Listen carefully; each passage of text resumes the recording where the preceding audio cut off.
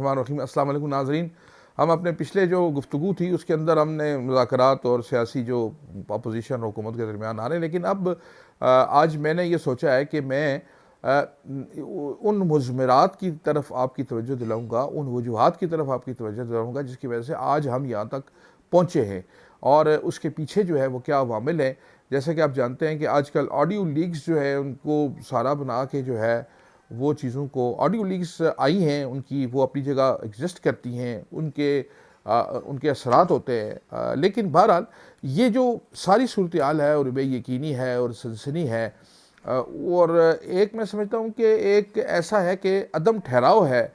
ہمارے مزاج میں انفرادی اور اجتماعی طور پر، اور اس کے علاوہ جو ہمارے سیاسی زعماء ہیں اور جو ہماری سیاسی پارٹیاں ہیں ان کے اندر بھی کوئی بہت زیادہ سنجیدگی دیکھنے میں نہیں ملتی، بلکہ چیزوں کو زیادہ تر جو ہے وہ منور کیا جاتا ہے،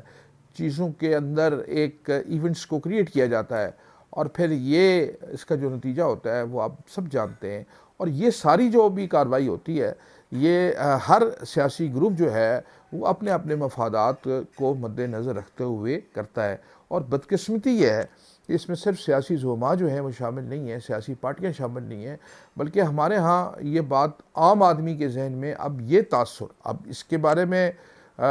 وہ صحیح بھی ہو سکتا ہے اور غلط بھی، لیکن یہ بات بہرحال ایک عام آدمی، عام شہری، عام پاکستانی کے دماغ میں بیٹھ چکی ہے کہ جو چیزیں ہمیں نظر آ رہی ہوتی ہیں وہ دراصل ہوتی نہیں ہیں، اور اس کے پس پردہ جو محرکات ہوتے ہیں وہ کچھ اور ہوتے ہیں۔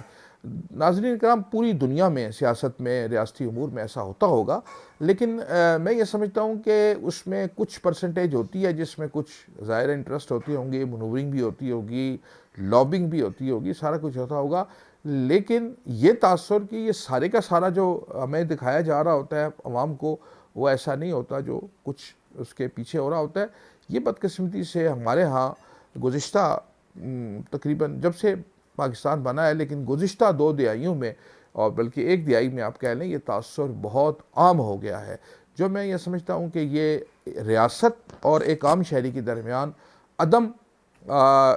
اعتماد جو ہے وہ اس کا باعث بنا ہے، کیونکہ آپ جانتے ہیں کہ یہ جو ریلیشن شپ ہے ایک عام شہری کا ریاست کے ساتھ، یہ ایک بہت اعتماد کا ریلیشن شپ ہوتا ہے، اور جب اس میں بے اعتمادی آ جائے تو پھر اس سے ریاستی امور اور بلکہ ریاست کی جو سالمیت ہوتی ہے، ریاست کی جو اس کی سلامتی ہوتی ہے، اس کے جو براہ راست اثرات ہوتے ہیں وہ اس پر پڑتے ہیں۔ بد اعتمادی جو ہے وہ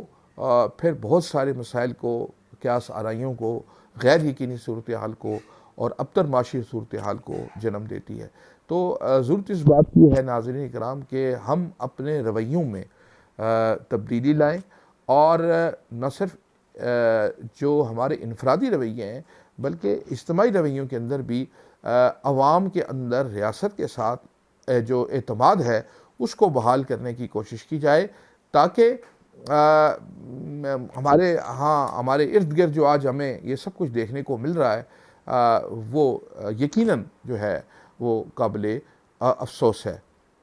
اس دعا کے ساتھ کہ اللہ رب العزت ہمارے اس ملک کو سلامت رکھے، اور اس ملک کو جو معاشی اور سیاسی جو بحران ہیں ان سے نکالے، اس درخواست کے ساتھ کہ آپ میرے چینل کو سبسکرائب بھی کریں، آپ سے اجازت چاہتا ہوں۔ اللہ حافظ۔